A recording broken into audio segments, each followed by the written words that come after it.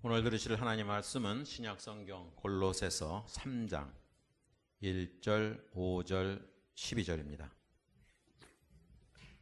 골로새서 3장 1절, 5절과 12절입니다.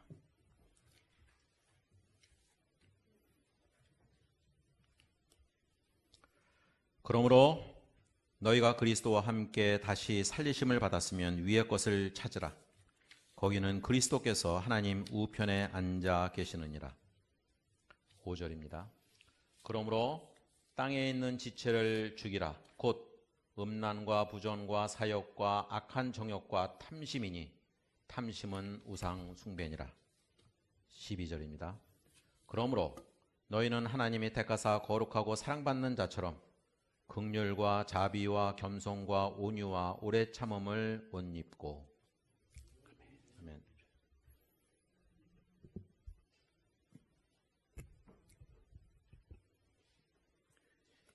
잠시 기도하시겠습니다. 하나님, 너무나 아름다운 계절을 허락해 주셔서 감사합니다. 이렇게 세상을 향할 수 있는 아름다움 허락해 주셨지만 하나님 앞에 더 아름다운 세상을 향한 발걸음, 교회로 향할 수 있도록 인도해 주셔서 감사합니다.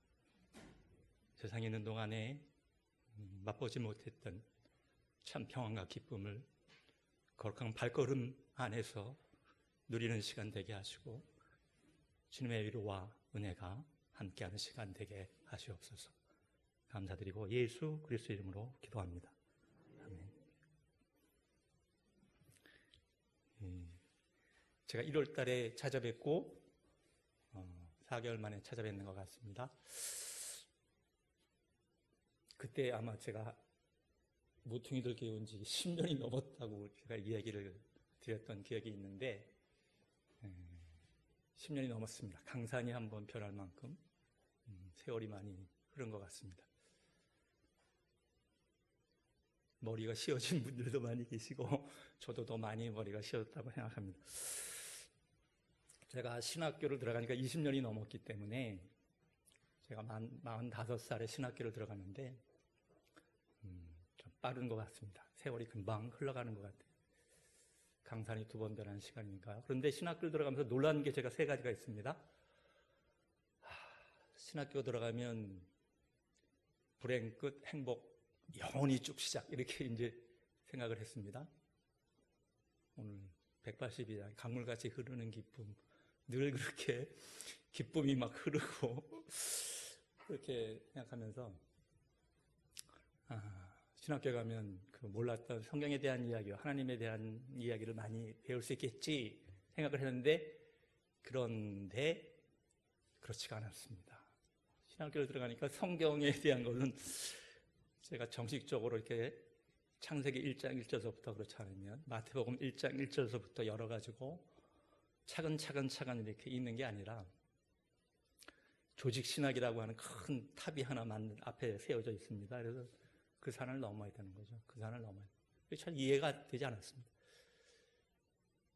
왜 성경을 알고 싶어서 왔는데 왜 이렇게 신학이라는 큰 틀을 만들어 놓고 이렇게 그것도 나이가 들기 전에는 뭐 잘 에워지지만 잘 에워지지 않기 때문에 그리고 학교라는 것은 늘 평가가 있고 시험이 있고 그러는 것이 되나서 조직신학이라는 것은 상당 부분을 애워야 되는 것들이 많고 상당히 부담스러웠습니다. 그래서 참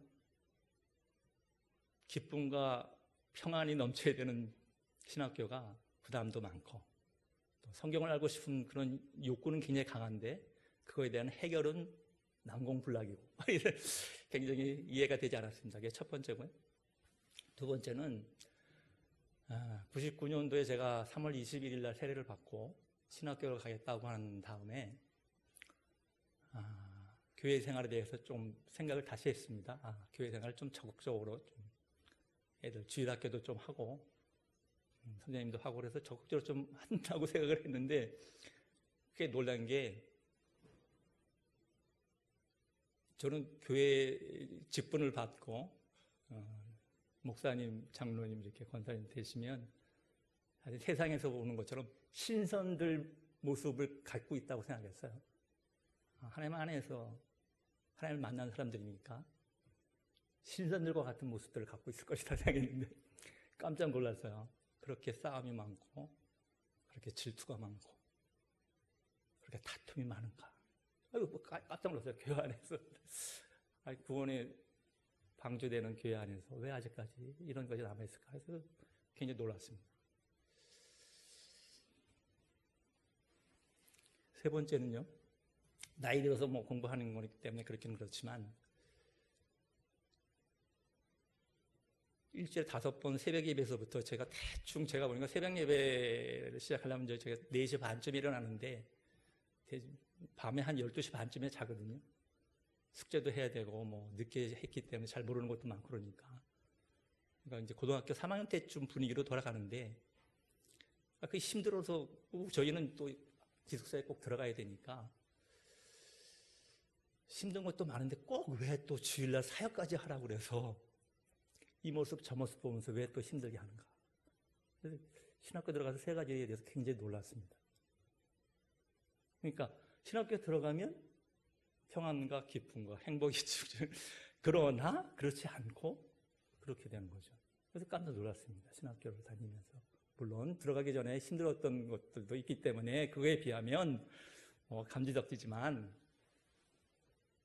그러면서 지금 지나고 보니까 20년 정도 지나고 보니까 제가 만약에 제가 맨 처음에 세례받고 난 다음에 장신대를 한번 갔다고 저는 이야기 한번 드렸을 것 같은데 3월 22일 날 세례받고 바로 장신대, 광나루 장신대 입학하겠다고 광신대를 갔더니만 세례 언제 받으셨습니까? 물어보더라고요. 그래서 세례 뭐 받은 지 얼마 안 됐다고 그렇게 얘기하니까 저희 학교는 세수 5년이 지나야만 입학 자격이 주어집니다. 이렇게 얘기해서 무슨 이게 또 왜 이 장벽이 또 생기고 그렇지 않아도 집사람이랑 신학교 가는 문제 때문에 다툼이 많은데 신학교까지도 장벽을 세우고 제가 지나보니까 5년 뒤에 갔거든요. 실제적으로 2004년에 들어갔으니까. 그러니까 제가 이렇게 생각해 보니까 그렇게 생각해 보니까 만약에 내가 5년 뒤에 갈 거를 만약 알았다면 그때 아마 성경책을 그때 읽었을 겁니다. 열심히 지금 생각해보면 이렇게 읽었을 것 같아요. 보통 아나운서들이 보통 TV에서 얘기하는 속도가 1배속이라고 이렇게 보면 그걸 2배로 올리면 이제 2배속이 됩니다. 2배속으로 성경을 처음부터 마지막까지 이렇게 틀어놓으면 2배속으로 하루에 10시간씩 한 2주 정도면 성경을 한번 읽습니다. 그러니까 5년이라는 시간이 있었기 때문에 2배속으로 3번, 4배속으로 4번, 7번이죠. 그리고 정독을 1번, 8번이죠. 1년에 8번을 읽는 것을 5년 동안 40번을 했으면 제가 신학교 들어갔을 때 조직 신학이 그렇게 높지 않았을 겁니다. 그리고 그것을 그렇게 읽고 그것에 대해서 은혜가 좀 많이 쌓였으면 왜 사역을 해야 하는지, 왜 교회 안에서 아직까지 질투와 다툼과 싸움이 있는지에 대한 많은 부분들을 이해했을 거예요. 그것이 들어오지 않은 상태에서 들어가니까 그러므로 순접이 되는 게 아니라 역접이 됩니다. 그러나 왜 이래? 제가 오늘 제목을 그러므로 이렇게 정했는데 그렇게 하는 이야기는 내가 부족한 게 많으면 나 자신의 문제가 많고 그러면 그게 안 보이면 많은 삶의 현상들이 그러나 왜 그래? 그런데 이렇게 나가는 거죠. 그런 내가 많이 은혜를 받고 많이 주를 알고 많이 깨우쳐지면 그러므로 주 안에서 이렇게 기쁨과 평안이 많이 누려졌을 텐데 토니 와거너라고 하는 하버드대 행정학 쪽에서 연구원으로 조금 굉장히 오래 있었던 분이 지금은 교육학 교수로 계시는데 그분이 이런 얘기를 했습니다. 우리나라에서 여러 가지 책을 번역해서 출판했는데 세상에서는 여러분이 알고 있는 거에 대해서는 별로 관심이 없습니다. 세상 사람들은 여러분이 그 알고 있는 걸 가지고 뭘 할 수 있는지에 관심이 있습니다. 뭘 할 수 있는지, 어떻게 살아갈 수 있는지, 안다는 것을 어떻게 삶으로, 그러므로 하는 것으로 연결해 나가는지에 대한 것이 관심이 많다는 거죠. 근데 제가 교육학적으로 생각해 보면 제 모습이 부모가 갖고 있었던 기질을 꽤 닮았을 것이고 상당 부분 기질적으로는 부모의 것에 대한 기질을 가졌을 것이고 또 세상으로부터 있는 교육과 부모의 양육에 관련된 것이 거기에 첨부됐을 것이고 그것을 기초로 해서 선택을 계속하면서 이 세상을 살아왔기 때문에 그 선택에 관계되는 나라는 정체성을 예수 그리스도 안에서 어떻게 새롭게 바뀐 나로 그리스도 안에 있는 정체성이라는 나라는 것을 발견해 나갈 것인가 하는 그 과정이 먼저 있고 그 정체성 안에서 그리스도 안에서의 새로운 모습의 나에 대한 것을 가지고 삶을 이렇게 연결해 나가면 이게 굉장히 부드러워집니다. 그것이 굉장히 힘든 것이죠. 그것이 힘들어서 어려운 것 같습니다. 조직신학 얘기를 듣는데 하나님에 대해서 알고 싶죠. 신론. 하나님은 어떠신 분인가? 하나님, 저는 작년서부터 적극적으로 더 여행을 가려고 하는데 나가면 나갈수록 하나님을 더 많이 만들어 오신 세상이 얼마나 아름답고 좋은지 나가면 나갈수록 그리고 누구랑 같이 그것을 봐야 하냐? 나의 이웃 가장 가까운 아내, 자녀들과 그 모습을 보는 게 가장 제가 보니까 근데 그것이 안 되는 이유 중에 하나는 제가 보니까 주위 사람들 보니까 일단 부부관계가 어려우면 같이 있는 게 너무 힘들잖아요. 근데 여행까지 가서 또 같이 있을 필요 없잖아요. 그러니까 여행 가지 않죠. 그러면 하나님이 만들어 놓으신 세상을 구용하지 못합니다. 이웃에 대한 하나님의 사랑이 이웃의 사랑으로 넘어가면 첫 번째는 아내와 남편에게 넘어가요. 그리고 자녀한테 넘어가요. 그게 삶의 시작이죠. 삶의 시작. 근데 저는 3, 4년 전까지만 해도 저희 집사람이랑 싸우다가 막 열받으면 차 몰고 가다가 막 내려!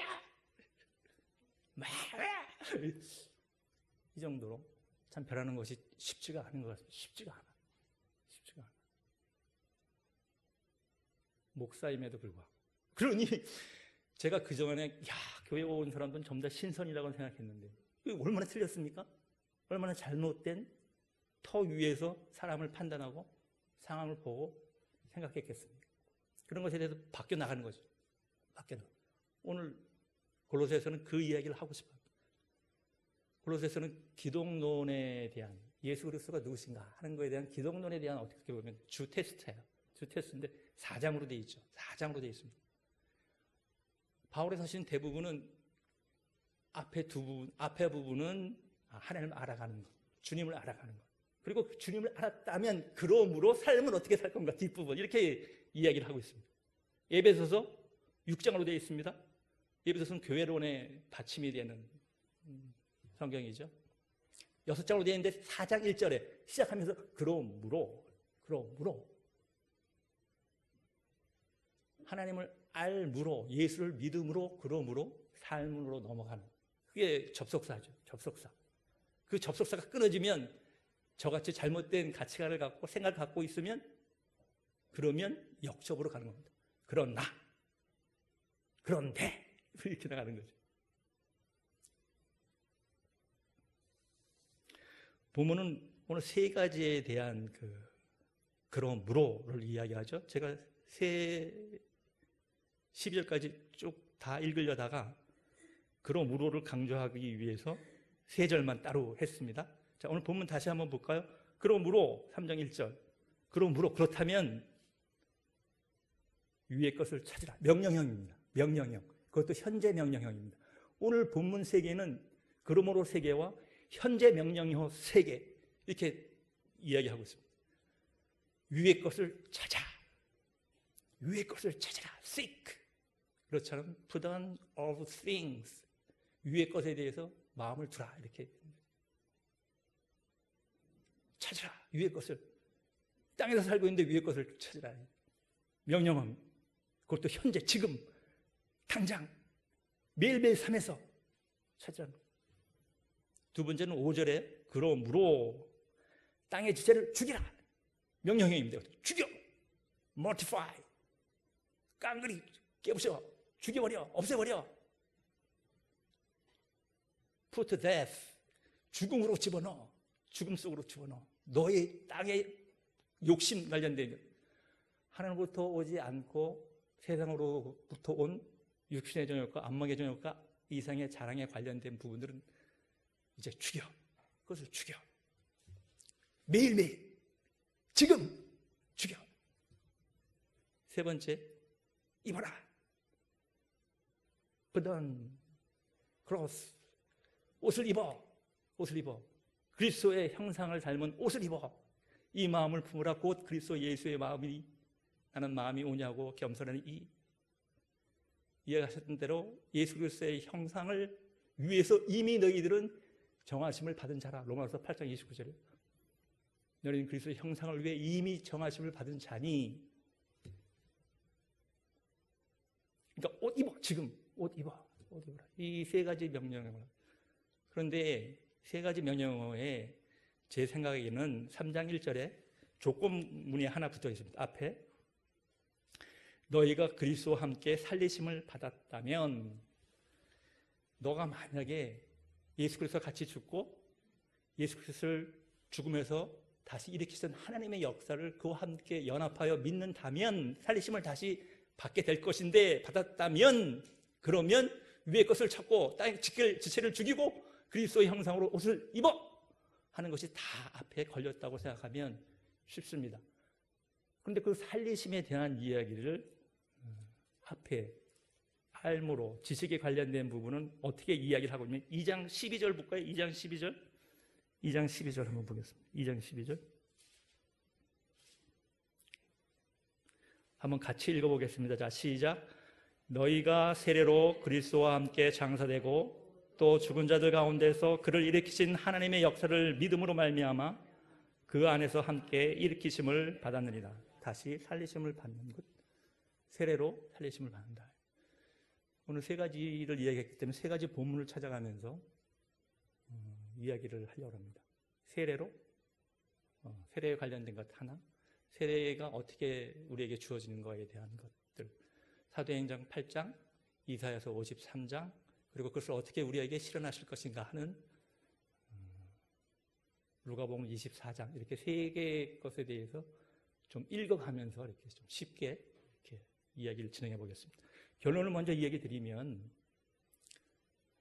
이야기를 나중에 하지 않고 먼저 이야기 드리는 것은 혹시나 제가 이야기가 옆으로 새고 또 옆으로 새고 그래서 요점이 흐려질까 봐 일단 결론을 먼저 이야기를 드리면, 알므로 해서 삶으로 넘어가는데 알에 대한 기본은 예수 그리스도에서 함께 세례를 받는 것. 그런데 그것을 어떻게 우리에게 실현하는 것인가 하는 것은 하나님의 비밀인데 1장 25절서부터 27절까지 이것은 하나님의 비밀입니다.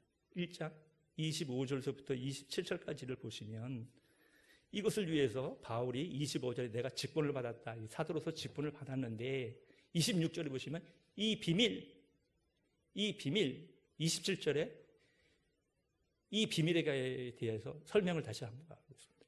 하나님의 비밀인데 이 비밀은 만세와 만대로부터 감추어졌던 것인데 이제는 그의 성도들에게 나타났고 하나님이 그들로 하여금 이 비밀의 영광이 이방인 가운데 얼마나 풍성한지를 알게 하려 하심이라. 이 비밀은 너희 안에 계신 그리스도니 곧 영광의 소망입니다. 우리 안에 계신 그리스도, 이게 비밀이라는 거죠. 그러니까 세례를 받아서 우리에게 다시 살리심을 주고 삶을 살게 할 텐데 그것이 어디서 나오냐? 우리 안에 계신 그리스도로부터 나온다. 이게 하나님의 비밀이다. 이방인에게 주는 하나님의 비밀이다. 이렇게 이야기를 하는 거죠. 세례에 대한 이야기를 하면서 이야기 본문을 한번 먼저 들어가 보겠습니다. 사도행전 8장, 신약성경 제 성경책은 200페이지입니다. 200페이지. 제가 통독에 대한 이야기를 드렸기 때문에 통독하는 식으로 좀 빨리 이야기를 하면서 세 가지 본문을 찾아보겠습니다. 누가복음 8장에 보면 어떤 일이 사도행전 8장에 되어 있냐면 스데반 집사가 7장에 죽습니다. 스데반 집사가 7장에 죽고 난 다음에 8장 1절에 시작하기를 사울은 그 스데반 집사가 죽임 당한 것을 마땅히 여기더라. 사울이 8장 1절에 사도행전 8장 1절에 그 녀석은 죽어도 마땅해. 당연하지. 하면서 사울이 마땅히 여기고 난 다음에 모든 성도들이 교회에서 흩어지기 시작했습니다. 8장 1절에 모든 땅으로부터 흩어지니다. 스데반 집사도 7집사 중에 한 명, 빌립 집사도 흩어졌습니다. 그 빌립이 사마리아 성으로 갔습니다. 8장 5절. 빌립이 사마리아 성에 내려가 그리스도를 백성에게 전파하니 무리가 빌립의 말도 듣고 행하는 표적도 보고 한 마음으로 그가 하는 말을 따르더라. 많은 사람에게 붙었던 더러운 귀신들이 크게 소리를 지르며 나가고 또 많은 주풍병자와 못 걷는 사람들이 낫게 되니라 하는 모습을 보면서 사마리아에 부흥이 일어났습니다. 부흥이, 전파가 일어나고 부흥이 일어나고 역사가 일어나 이 얘기가 일어났습니다. 이 이야기를 듣자 예루살렘에 있던 사도들과 여러 사람들이 베드로랑 요한을 보내기로 했습니다. 8장 14절부터 17절까지 예루살렘에 있는 사도들이 사마리아도 하나님의 말씀을 받았다 함을 듣고 베드로와 요한을 보내매 그들이 내려가서 그들을 위하여 성령 받기를 기도하니 이는 아직 한 사람에게도 성령 내리신 일이 없고 오직 주 예수 이름으로 세례만 받을 뿐이더라. 이에 두 사도가 그들에게 안수하며 성령을 받는지라. 이 사마리아 성에도 예수님의 역사만 일어난 게 아니라 말씀만 전파되는 게 아니라 성령을 받는 은혜가 있기 시작하는 것이죠. 있기 시작합니다. 이렇게 사마리아 성에 부흥을 하면 예를 들면 여기에 2층까지 모든 사람들이 꽉 차서 더 이상 들어올 데가 없어서 다시 예배 순서를 더 늘려나가는 이런 부흥이 일어나는데 갑자기 하나님의 사자가 빌립 집사에게 이야기를 합니다. 8장 26절에 주의 사자가 빌립에게 말하여 이르되 일어나서 남쪽으로 향하여 예루살렘에서 가사로 내려가는 길에 가라. 그 길은 광야라. 갑자기 부흥하고 있는데 아무도 없는 광야로 성령께서는 내쫓아내십니다. 그러니까 지금으로 생각하면 이해가 안 되는 거죠. 야, 빌립 여기도 기적도 말씀도 전파되고 성령도 받고 교회가 부흥하고 예수 그리스도가 전파되는 여기에서 떠나서 왜 광야길로 왜 하나님은 광야길로 몰아내리시는가? 한 사람 세례를 위해서죠. 한 사람의 세례를 위해서인데 이 세례를 받기 위한 사람이 에티오피아 내시, 간다게 내시였던 내시가 일단 세례를 받게 되는 거죠. 근데 문제는 30절서부터 보면 이 사람이 선지자 이사야서를 읽기 시작했는데 왜 읽게 됐는지는 잘 모르죠. 그러나 이사야서 53장을 읽으면서 굉장히 궁금해합니다. 그가 누구지? 그가 누구야? 이 도살장에 끌려나가는 입에 멍에를 씌워서 끌려가는 양같이럼 죽어가는 그가 누구야? 도대체 이건 누굴 이야기하는 거야? 선지자를 이야기하는 거야? 그럼 누굴 이야기하는 거야? 이 궁금한 이사야서 53장에 대한 이야기를 읽는데 그 이야기들 읽는 것을 보면서 궁금해하는 것을 보고 빌립 집사가 가서 이야기하죠. 읽는 거 이해했습니까? 이해가 됩니까? 저같이 잘 모르면 이해가 안 되는 거죠. 근데 궁금합니다. 제가 집사람이 신학을 하지 말아달라고 이야기를 하는 5년 동안에 얼마나 제가 궁금하면 무료 성경원 신천지 하는 건지는 몰랐죠. 무료 성경원에 제기동 청량리 쪽에 무료 성경원이 있는데 거기까지 갔어요. 얼마나 답답합니까? 알고는 싶은데 하지는 못하고 궁금은 하니 성경을 가르치는데 그런데 IMF가 나고 난 다음에 제가 실직을 했잖아요. 돈이 부족하면 어떻게 되겠습니까? 자꾸만 공짜로 눈이 돌아가는 거죠. 공짜로. 거기에 덫이 있는 걸 잘 모르죠. 거기서 계속 다녔으면 하면 다녔을 거예요.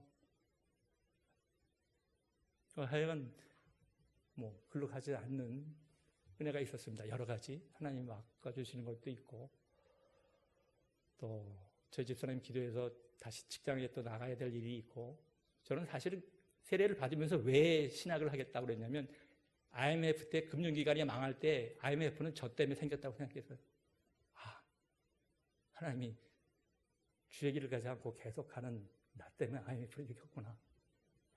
내가 돌아가야지. 요나처럼 그랬어요. 나를 집어 던지라. 저 바다에. 저 풍랑이 일어나는 이유는 바로 나 때문이야.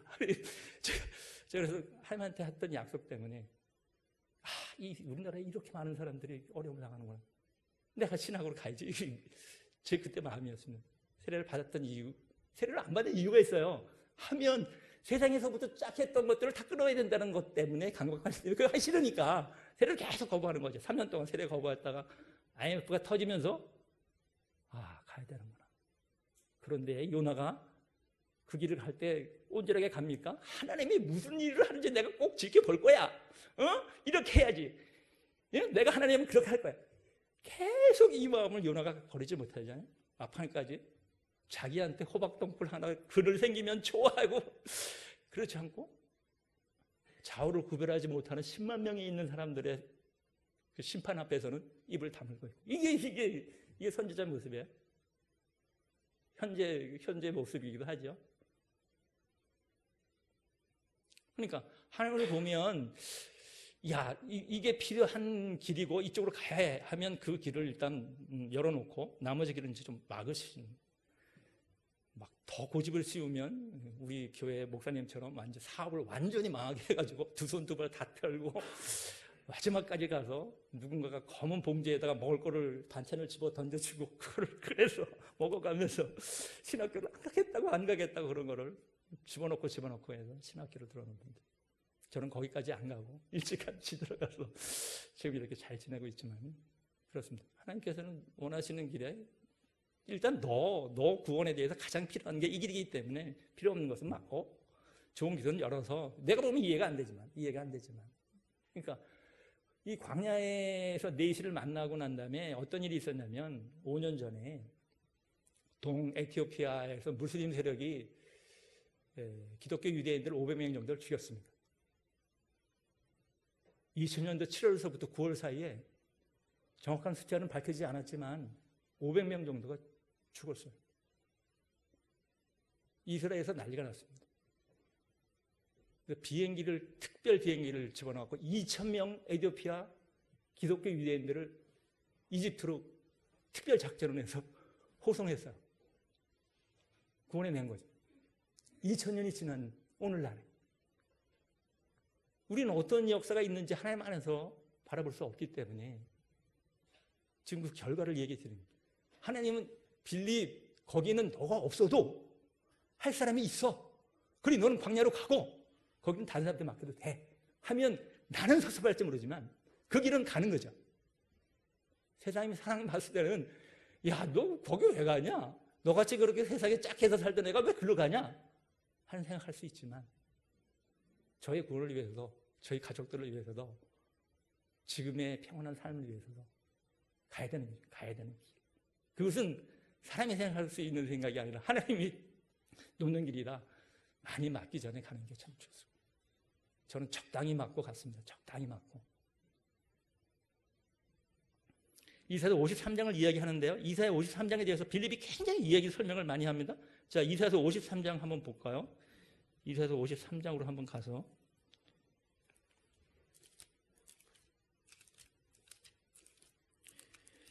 제 성경책은 1033페이지입니다. 1033페이지. 아구스티누스 초대교부였던 아구스틴이 이런 얘기를 했습니다. 이사야서는 제5복음이다. 마태, 마가, 누가, 요한 복음 4복음서를 제외하고 5번째 복음서가 이사야서다. 이사야서. 칼빈 같은 경우에도 이사야서 53장을 주석하면서 이사야의 복음, 이렇게 제목을 이사야의 복음, 이렇게 복음이라 복음. 구약의 복음이 있다는 거죠. 구약 주석자로 알려져 있던 프란츠 델리츠라고 하는 교수가 이야기를 한 게 있습니다. 이사야서 53장은 예수님 오시기 700년 전에 기록됐지만 마치 골고다 십자가 밑에서 예수님을 보면서 쓴 것 같아요. 그 모습을 보지 않았더니 이렇게 쓸 수 없다. 델리치가 주석에 쓴 내용입니다.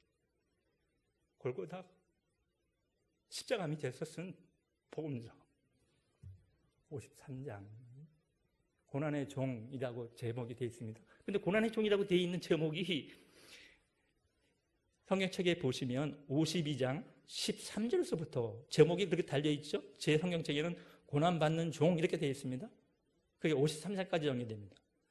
그러니까 52장 13절에서부터 53장 12절까지 15절이 고난받는 종에 대한 이야기입니다.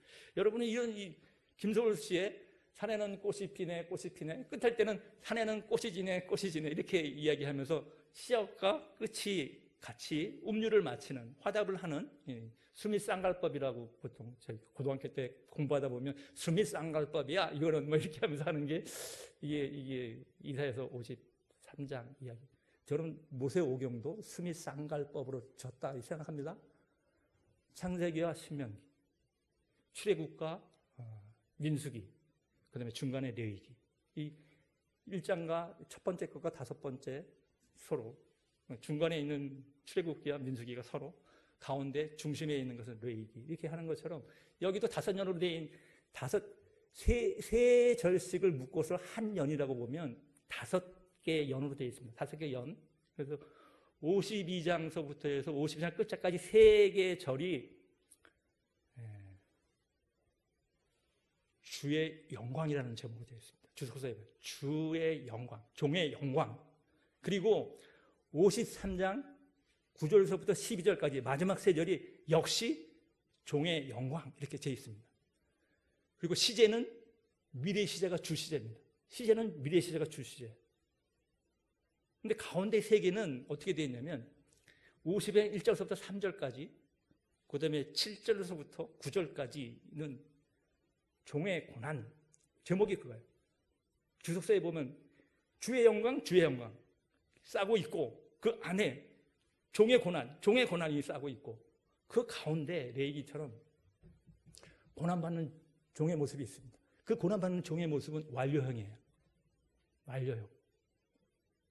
그러니까 영광받는 것은 미래형이고 고난받는 것은 완료형이야. 현재 완료형. 그 얘기는 무슨 이야기 하냐면 700년 전에 골고다 밑에서 이걸 쓴 사람이 아니라면 현재형으로 데려올 수 없다는 거죠. 성경은 예언적 완료형이라는 형태를 많이 쓰고 있는데 그 대표적인 게 이거예요. 53장의 4절과 5절, 이것이 대표적으로 완료됐다. 이거는 왜냐면 메시아가 죽었다는 거야. 이거는 유대인한테 있을 수가 없어. 메시아가 왜 죽어?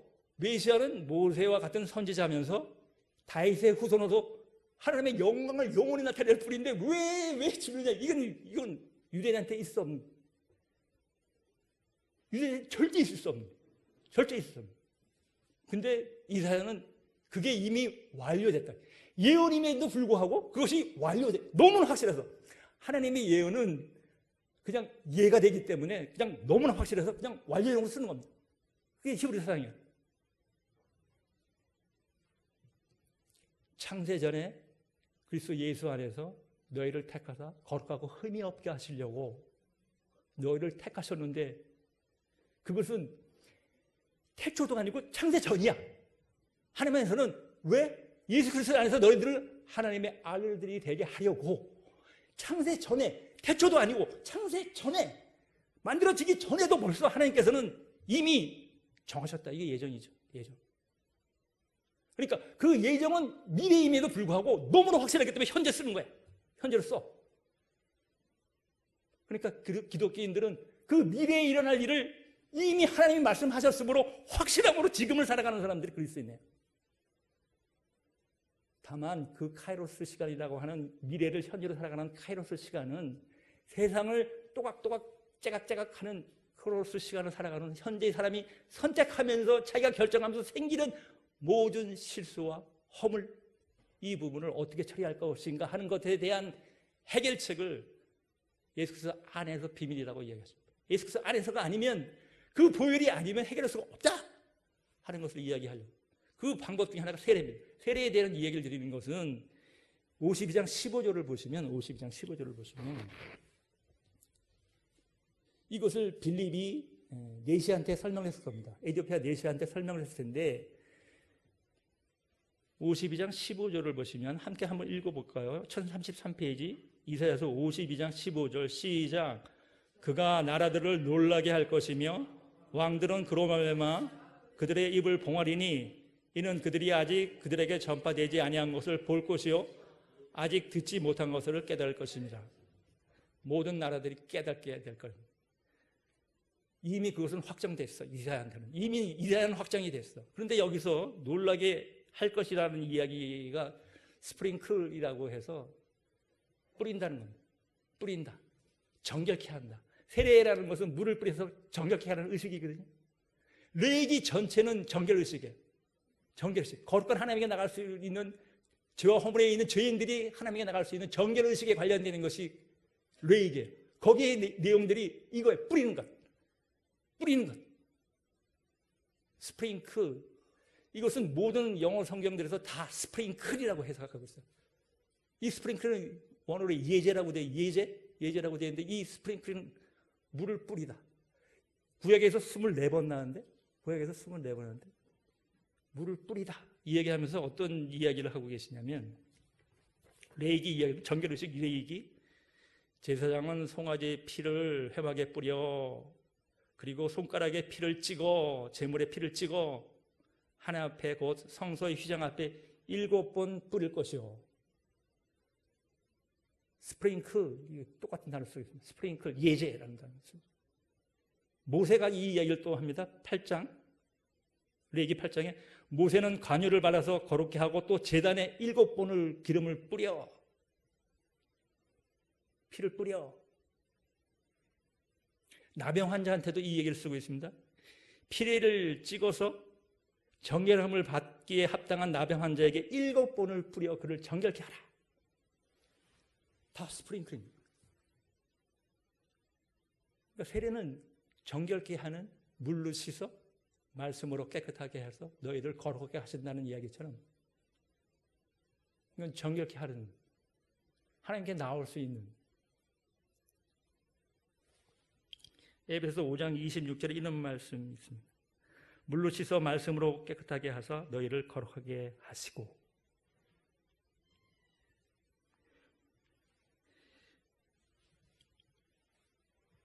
이 스프링클이라고 하는 세례에 관련된 부분의 정결의식을 하나님께서 삶으로 넘어가기 전에 한번 꼭 확인받고 싶어요. 물과 성령이 아니면 거듭나지 못해 하나님 나라를 보지 못할 것이라.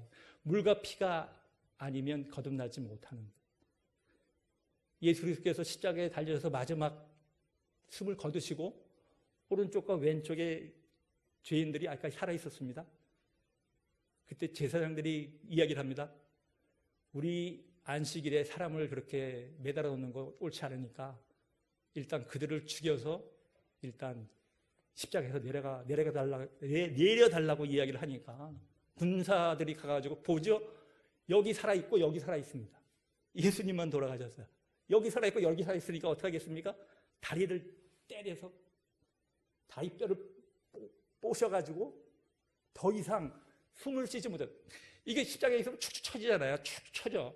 그러니까 어떻게 합니까? 다시 다리를 펼쳐가지고 그렇게 못에 박혀 있음에도 불구하고 이 숨 못 쉬는 고통이 너무 크기 때문에 다시 한번 밀고 다시 숨을 쉬고 그게 생명이 연장되는 거거든요. 그럼 끊어버린 무릎뼈를 돌로 쳐가지고 무릎뼈를 박살내면 힘을 못 쓰니까 그럼 바로 축 처져갖고 죽는 거거든요.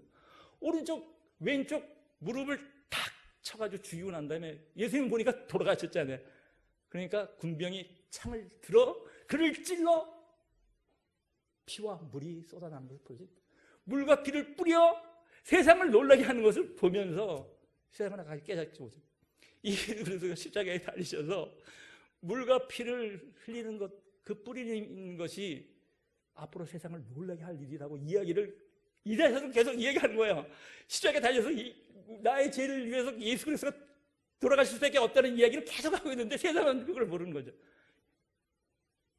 하나님께서 그것이 예정되어 있고 확정되어 있기 때문에 그것은 그대로 그냥 진행되기 때문에 700년 전에 그걸 바라보면서 이사야는 복음서를 쓰는 거죠. 복음서를 쓰는. 이 53장은 유대인들 중에 예수를 믿는 사람들을 메시아닉 주라고 그러죠. 메시아닉 주. 인구의 1%가 지금 채 안 될 겁니다. 이스라엘 사람들 2천만 명 중에 1%가 채 안 될 겁니다. 그 사람들이 예수를 유대인들한테 전할 때 쓰는 본문이 이사야서 53장이에요. 왜 쓰냐? 이 사람들이 읽질 않은 거야. 랍비들이 어느 순간서부터 이 본문만큼은 금지된 장이야. 걔네들한테는 금지된 장 이사야서 53장. 한 10년 전쯤 전에 메시아닉 주에 있던 사람들이 유대인들에게 그리스도를 전하면서 53장을 설명하기 시작했습니다. 길거리 가는 사람한테 53장을 딱 이사야서를 열어놓고 이거 회당에서 들어보셨습니까? 성경 말씀인데 혹시 들어보셨습니까? 아니요, 아니요, 아니요, 아니요. 어느 누구도 회당에서 쓰고 있는 성경은 두 가지입니다.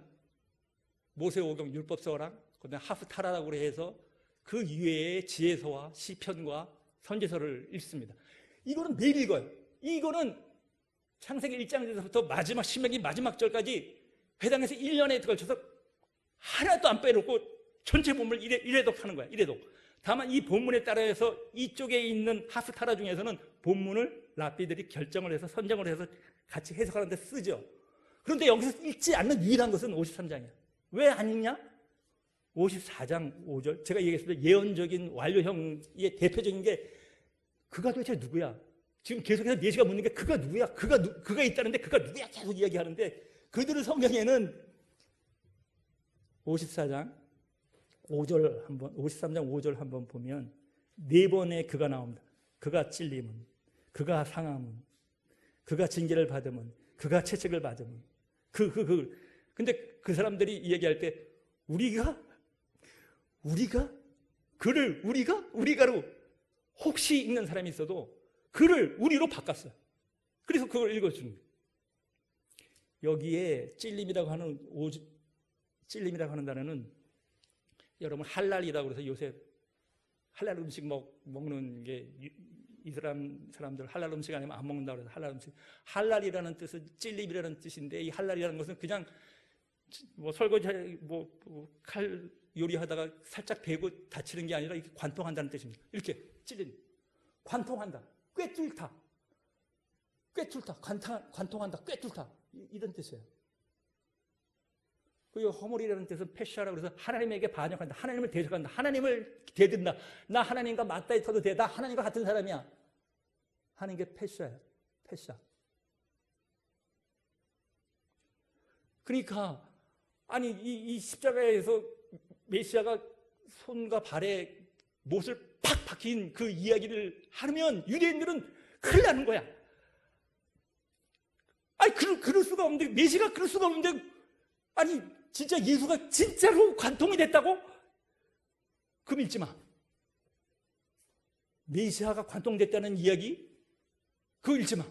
유대인한테는 꺼리끼는 것이. 우리는 그리스도가 십자가에 못 박힌 그것을 전파하는데 유대인들에게는 꺼리끼는 것이고 이방인들한테는 미련한 것이라고 이야기했던 이유는, 그러면 안 돼. 그가 메시아면 안 돼. 우리가 죽였잖아. 절대로 이러면 안 돼. 그건 큰일 나. 우리는 멸망해. 멸망해. 근데 이사야가 700년 전에 그걸 이야기했음에도 불구하고 지금도 성경을 닫고 읽혀지지 않고 유대인들에게 보지 못하게 하는.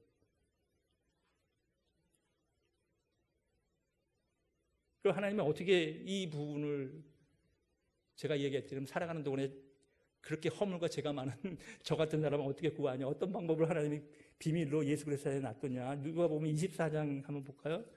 누가복음 24장.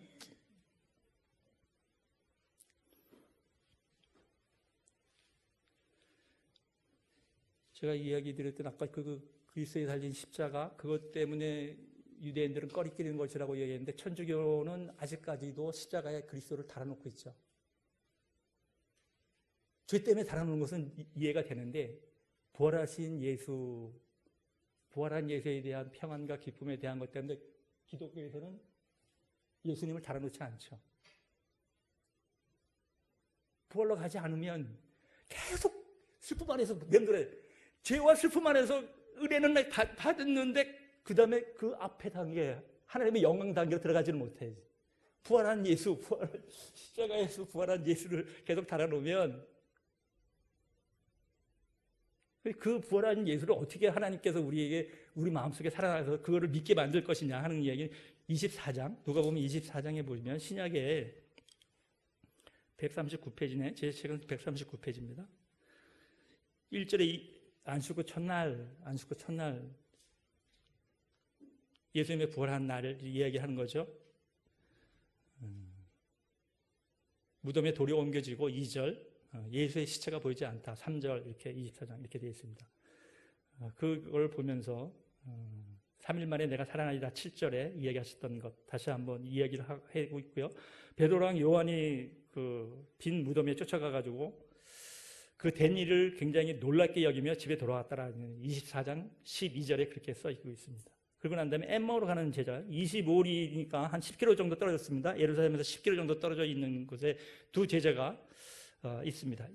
24장 13절에 엠마오로 마을에 가면서 모든 서로 된 일을 이야기하더라. 그들이 서로 이야기하면서 문의할 때 예수께서 가까이 이르되 그들과 동행하시나 그들의 눈이 가리어서 그인지 알지 못하거늘. 결국은 이사야서를 읽으면서도 읽지 못하고 예수 그리스도가 그 손과 발에 빵꾸가 구멍이 나서 돌아가셨던 거에 대한 그 핏뿌림, 물과 피를 쏟아내셨던 거에 대해서 세상을 놀라게 한다는 것에 대한 이사야 선지자의 복음서를 들으면서도 결국은 그 성경책을 덮고 있는 이 현실에 이 당시까지만 해도 이사야서 53장이 읽혀졌고 이때까지는 랍비들이 금지한 것으로 하지 않았기 때문에 이때까지 다만 이게 도대체 이사야 이야기인지 이스라엘 백성을 이야기하는 것인지 올바른 해석이 들어가지 않았기 때문에 예수 그리스도가 여기서 달리시고 난 다음에 이 이야기에 대한 것을 이제는 예수님께서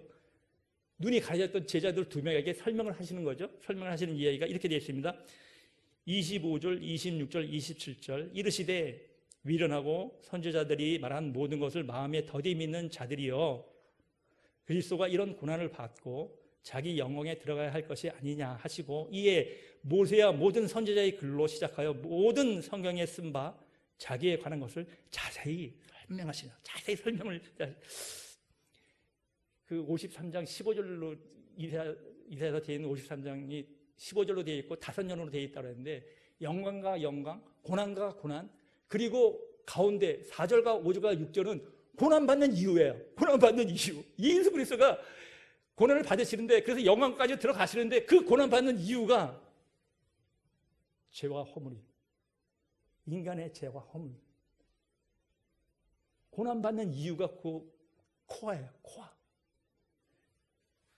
그 코아에 관련된 이야기를 예수님이 다시 이야기를 설명해 줄 때 이렇게 되는 거죠. 30절에서부터 32절 그들과 함께 음식 잡수실 때 떡을 가지고 축사하시고 떼어 그들에게 주시니 그들의 눈이 밝아져 그인 줄 알아보더니 예수는 그들에게 보이지 아니하시고 뭘로 남느냐? 그들이 서로 말하되 길에서 우리에게 말씀을 하시고 우리에게 성경을 풀어주실 때 우리 속의 마음에 뜨거워 믿지 아니하느냐? 우리 마음에 뜨거워. 우리 마음에 무엇인가 주님에 대한 알고픔과 감사함과 은혜에 대한 것이 남아있지 않느냐? 예수는 보이지 않지만 우리에게 남아있는 것은 말씀이 육시된 그 주님의 은혜가 남아요. 은혜가 우리 안에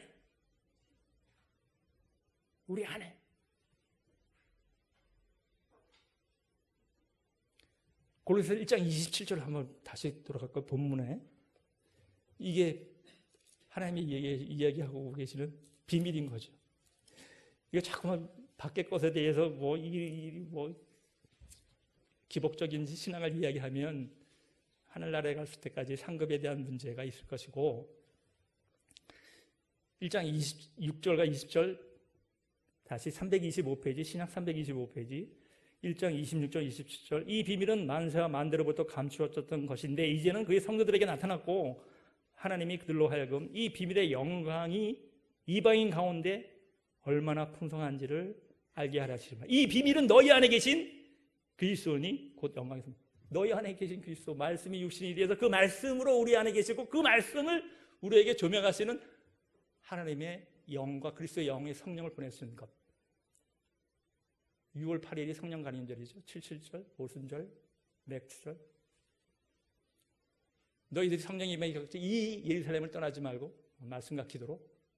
그러면 성령이 임하면 무엇을 합니까? 내가 성령을 보내는데 그것이 너에게 유익이라? 내가 하나님의 가르치게 너에게 유익한 이유는 내가 하나님으로부터 하나님의 영과 나의 영인 성령을 너에게 보내는데 그 영은 예수 그리스도의 말씀을 생각하게 하는 것. 요한복음 14장 26절이요. 그리고 난 다음에 15장 26절 그가 나를 증언할 것이라. 성령은 예수를 증언하는 영이에요. 예수가 그리스도라는 걸 증언하는 영, 유일한 성령. 그것이 말씀 안에서 내 안에서 막 왜 먹고 살 자식들이 있는데 왜 신학교를 돈 안 벌고 왜 신학교를 가겠습니까? 마음이 너무 뜨거워서 이게 안 되는 것 때문에 그런 거죠. 너무 뜨거웠어요. 먹고 사는 문제는 그 다음 문제고 이 뜨거움이 해결이 안 되니까. 이게 계속 이야기하고 싶어.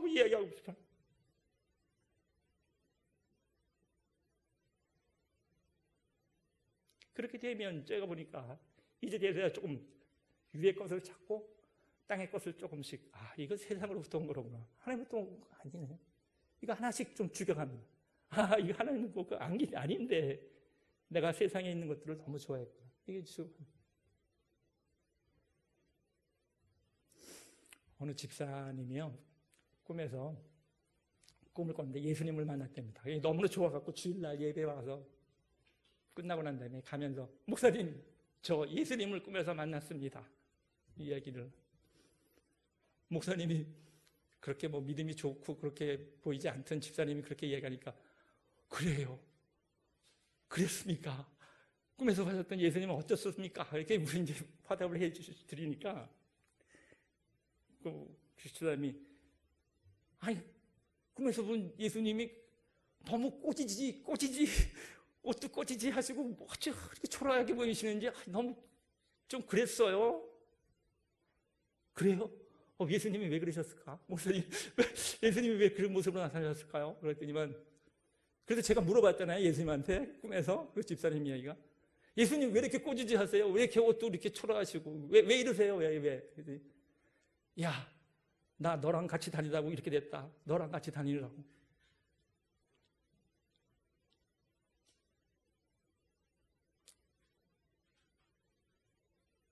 마물보다 패악한 거지. 마음이. 거짓되고 마물보다 패악한 것이 인간의 마음이라 이사야서 17장 9절. 히브리서 10장 22절이 이렇게 이야기합니다. 히브리서 10장 22절이 이렇게 얘기하는 거죠. 우리가 마음의 뿌림을 받아 스프링클, 여기도 역시 스프링클 씁니다. 깨끗함을 받아 마음에 어디에? 피는 스프링클 뿌림을 물과 피는 우리 마음에 특히 피는 우리 마음에 뿌림을 받아 뭘 하려고? 악한 양심으로부터 벗어나고 몸은 맑은 물로 씻음을 받았으니 참 마음과 온전한 믿음으로 하나님께 나가자. 근데 바로 이 22장 바로 앞절 21절에 이와 같은 대제사장 예수가 우리에게 계시니 이렇게 하면서 이 대제사장 예수가 우리에게 계시니 이 피 뿌림을 받아 우리가 온전한 마음으로 하나님께 나가자. 유진 피터슨 목사님 골로새서 설교 이야기로 마감 맡겠습니다. 유진 피터슨 목사님 골로새서를 설교하시면서 맨 마지막에 이런 이야기를 했습니다. 여러분, 우리 교회에 마법의 거울이 하나 있다고 한번 생각해 보시다. 그리고 여러분이 예배가 끝나고 난 다음에 그 마법의 거울 앞에 한 번씩 서서 있다가 나가 주십시오. 그리고 거울에 비쳤던 자기 모습이 어떤 모습인지를 한번 보십시오. 만약에 여러분이 화려하고 아름다운 금단장을 하고 오셔서 그 앞에 섰었는데 그 거울에 여러분이 꼬재재한 모습으로 보이면 여러분은 바뀌어야 될 예수 그리스도의 형상의 아직까지 많으신 분입니다. 여러분 중에 세상에 살아가는 것이 너무 힘들어서 그냥 초라한 모습으로 이곳에 왔지만 여러분이 나가실 때 그 거울 앞에 섰을 때 아름다운 모습의 금면류관이 보인다면